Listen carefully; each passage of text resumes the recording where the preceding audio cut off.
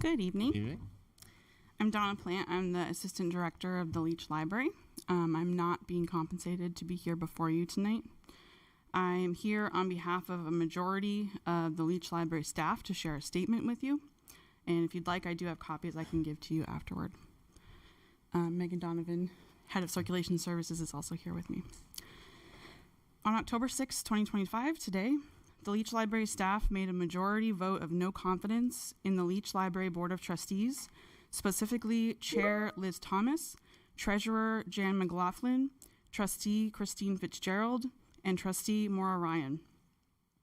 Due to these trustees' recent unprofessional and demeaning treatment toward Library Director Erin Matlin, the library staff did not invite Director Matlin to participate in the vote, nor the writing of this statement. Under their leadership, the board's majority has placed undue strain on library staff and undermined the library's core mission, pursuing practices more aligned with a for-profit business model than the public service expected of a public library. Recent actions and decisions by the board have damaged public trust, disrupted operations, and exceeded or misapplied the authority granted to them by law and by the community they serve. Staff concerns have grown over the board's handling of financial matters, including the oversight of their own funds. Despite receiving private donations for library programs, collections, and initiatives, the board has repeatedly failed to financially support these efforts.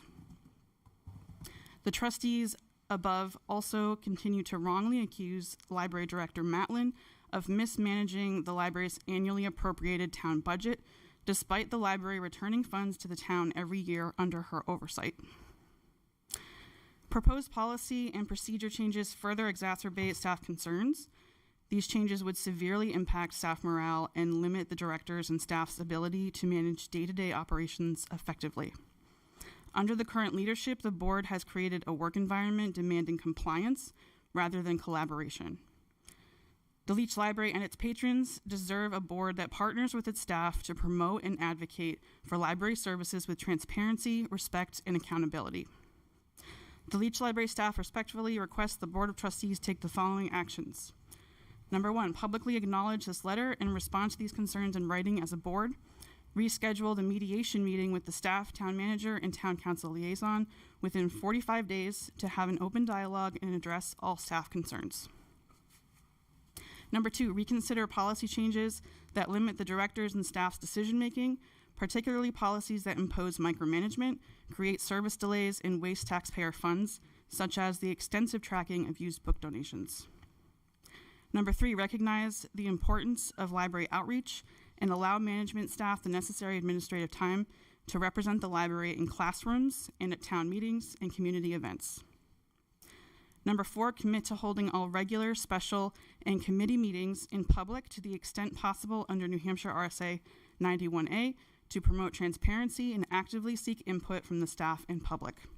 Restore the second public comment period at all meetings as requested by Londonderry voters. Number 5, ensure board members seek approval from the majority of the board in a public meeting before independently representing or speaking on behalf of the board's goals, initiatives, or interests. Number 6, take accountability for board decisions after a vote, no matter which trustees were not present for the vote. Repeatedly revisiting or overturning decisions causes delays in service and confusion among both staff and the public. Number 7, empower staff by celebrating their contributions, achievements, and progress. Commit to supporting professional development opportunities that enhance staff skills, morale, and job satisfaction. And number 8, issue a public apology to Director Erin Matlin, who has been publicly blamed and privately badgered by the board's majority for insubordination, despite following the board's own policies and historical practices in relation to staff salaries and evaluations, hiring, library expenses, library programs, contract renewals, acquisitions and gifts, and more. This statement is submitted in good faith with the hope that these concerns will lead to positive change and restore a healthy, functional working relationship between library staff and the board. If these requests cannot be met by any member of the board, the library staff respectfully request their resignation, as these steps are key to rebuilding the trust they have broken with library staff and the Londonderry community. Thank you. Thank you. Thank you. Would you like a copy? Please. You've